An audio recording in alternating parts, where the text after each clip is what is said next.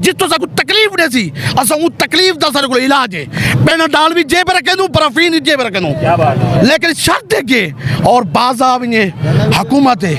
इधर को साल है 6 महीने आखिरी मरने हरने इधर को भी कोई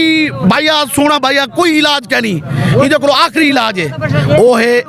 जदनी हुकूमत छोड़ ली है ना इतना नहीं बचना ही मुल्क रहना ही नहीं और जरा राधा जरा बाधा जरा जमान पार कर बेटा शेर बना आज को गिरफ्तार कर देने मैं अपनी आवाम को मैं अपने मैं अपनी आवाम को जेरी मेरी सेंगी है और मैं रंगी है और मैंने रंगी बलोच को में कबीला उनको दो ही वास्ता खुदा दे वास्ता अल्लाह दे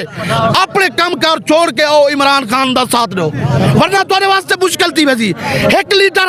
नवाज शरीफा एक लीटर उधर सिर खा दी बुटू दा और दूजा इदे वास्ते तू काती क्वालिटी बड़ी अल्लाह दी